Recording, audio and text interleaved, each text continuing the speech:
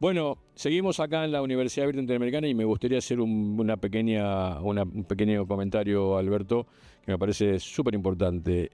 Nos acompaña ahora el licenciado Fernando Bóveda, que es el decano de la Facultad de Ciencias de la Comunicación de la Universidad Abierta Interamericana. Hola, Fer, ¿cómo estás? Hola. Bueno, aprovecho para agradecerte personalmente en nombre de Alberto, mío y de Millennium, que nos hayan dado este espacio como para compartir este ratito, digamos, con los estudiantes de este podcast que hacemos nosotros Incomunicados, para charlar abiertamente de estos temas que por ahí son conversaciones elementales del mundo de la comunicación y de las relaciones públicas y que además nos gustan y nos divierten también. Vamos a pasar a un tema que me parece que es un poco el último tema que trataríamos en este ciclo que hemos armado acá en la Universidad Abierta Interamericana, y es un tema que a mí en lo personal me gusta mucho, es un tema más picante por ahí. Después, por supuesto, les quiero aprovechar este espacio para hacerles una pregunta elemental a ustedes también, pero estuvimos en uno de los episodios, Alberto, conversando sobre el uso del lenguaje vulgar en las redes sociales, fundamentalmente, el hecho de que haya ciertos y determinados actores públicos muy relevantes como presidente de un país, un líder de opinión, etcétera, etcétera, que utilice esos canales digitales y que lo haga en el marco de expresiones a veces muy, muy fuertes, irrespetuosas en algunos casos, ¿no? Este uso del lenguaje brutal, como por ahí lo denominamos con Alberto, y que al mismo tiempo tenga éxito en ese acto comunicacional, ¿no? Ahora, por ahí poner en valor por qué ese éxito aparentemente en la utilización de ese lenguaje o de esas expresiones vulgares, cuando en realidad por ahí estamos hablando de personas públicas que deberían ser el ejemplo en el uso del lenguaje, que deberían ser el ejemplo en el respeto por el otro, que deberían pensar en todos y no solo en algunos cuando se expresan básicamente. No es un hecho reciente, no es algo que esté pasando ahora puntualmente, es algo que ya hace varios años que existe ese lugar en el espacio público, en el ámbito de la conversación pública, bastante poco cuidado. A esto le voy a agregar algo más, Alberto, que la otra vez no conversamos, y yo doy mi opinión al respecto, y esto no quiere decir que ni esté ni bien ni mal, es mi opinión.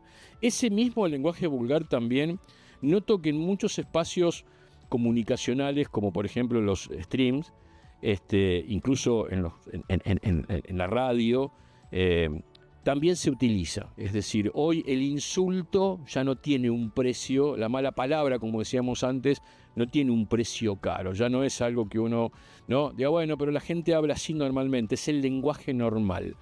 No es el lenguaje normal, el lenguaje del insulto desde mi punto de vista, el uso de la mala palabra, el uso de la palabra que no es correcta, sobre todo en un idioma tan fascinante, por lo menos que me resulta a mí, que es el español, ¿no? Con un vocabulario tan extenso, tan amplio y tan bonito además, ¿no? Tan romántico incluso expresivamente.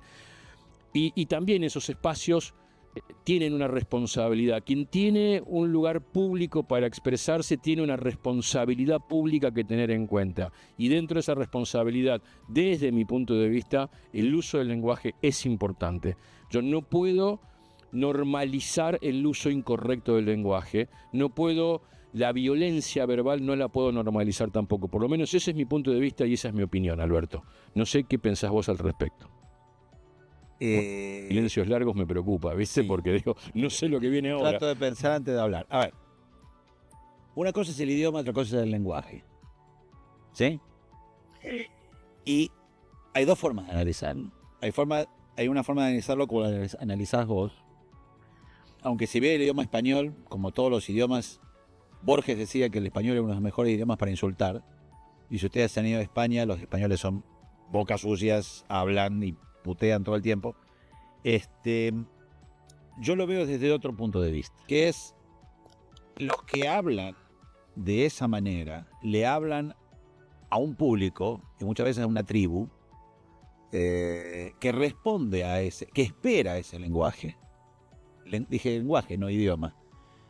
Entonces, desde el punto de vista del análisis de la efectividad persuasiva del mensaje, utilizar ese lenguaje es útil, logra el objetivo. Entonces, si nosotros lo analizamos desde el punto de vista de la teoría de la comunicación, de que yo comunico para persuadir, para lograr que una audiencia haga algo con respecto a mi marca o a mi idea o a mi institución o lo que sea, y lo logro utilizando malas palabras, al final del día, el análisis, si querés, utilitario de la comunicación, cumple su objetivo.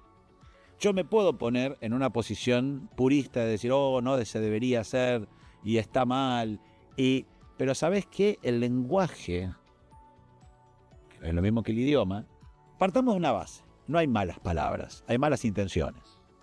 ¿Ok? Porque uno se encuentra a veces con un amigo y le dice, ¿qué haces, hijo de puta? ¿O no? Y la otra cosa es decir, cuando estás en un embotellamiento y tocas bocina y le decís, movete, hijo de puta. ¿Es lo mismo?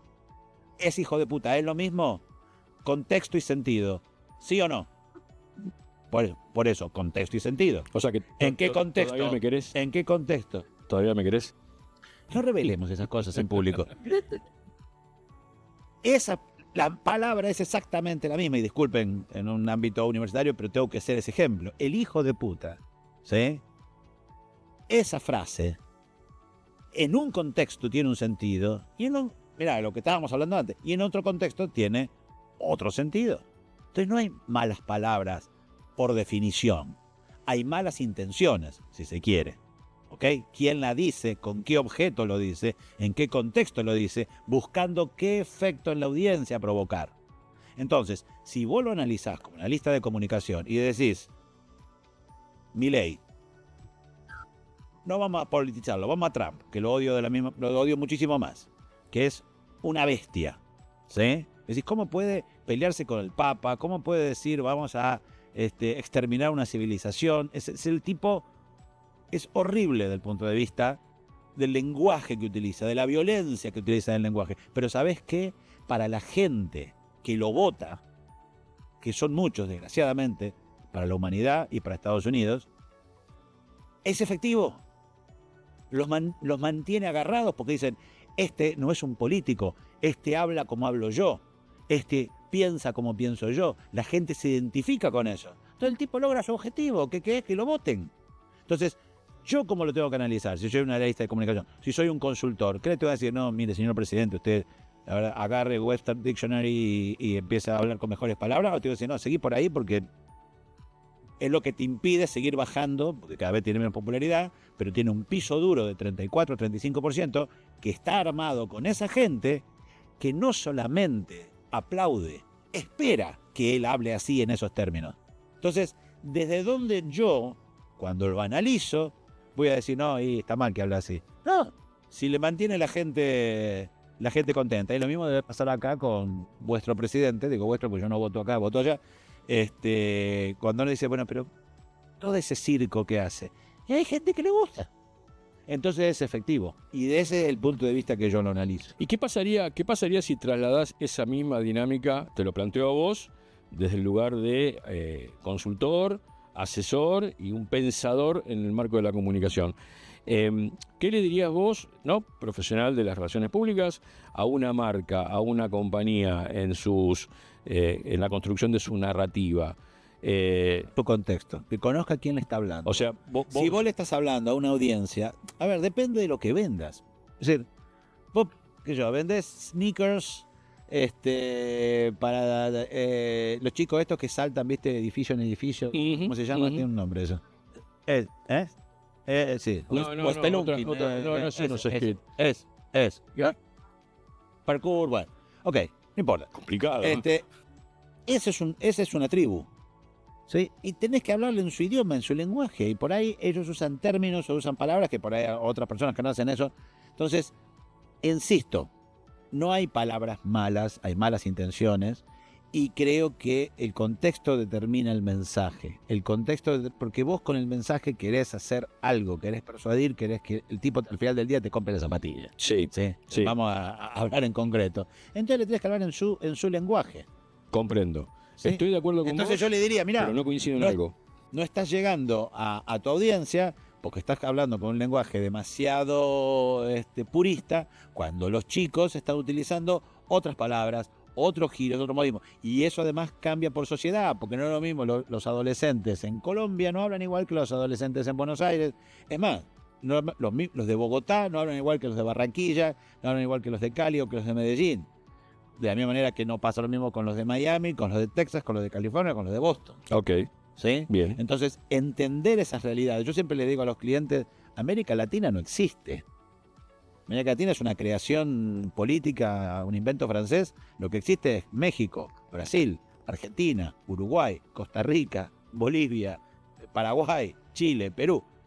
Sociedades, tenemos un idioma común, que es el español, pero lenguajes diferentes.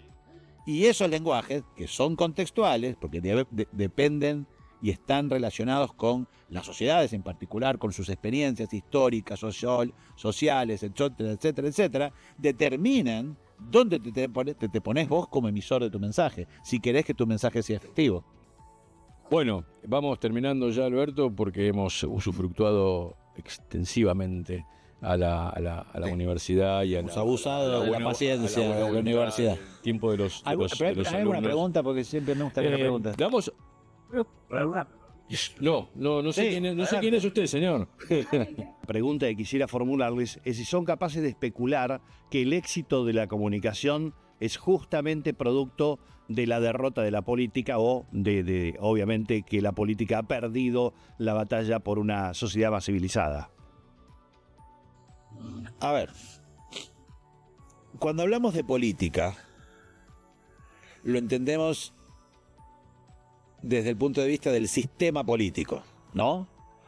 Los legisladores, los políticos profesionales, etcétera, etcétera, etcétera. Pero todo es política. La polis es la sociedad. Todos somos integrantes de la polis. Y de alguna manera todos hacemos política. Entonces, yo creo que no hay un fracaso de la política. En la política, lo que hay, si se quiere, más que un fracaso de la política, es una decepción dentro de la democracia representativa, y esto es a escala mundial, no es solamente acá o en Estados Unidos, está pasando en Europa también, desgraciadamente, aunque Europa es el último bastión de la civilización como la conocemos, creo yo. Lo que hay es una decepción de la gente con el sistema democrático capitalista. ¿Qué significa? O democracia representativa.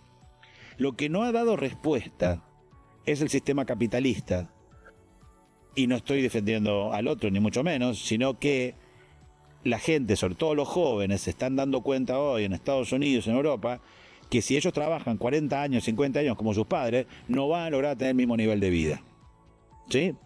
Y otros que trabajaron durante toda su vida se dan cuenta que ahora no pueden vivir medianamente bien porque el sistema no les da, sobre todo en Estados Unidos, la capacidad de poder hacerlo.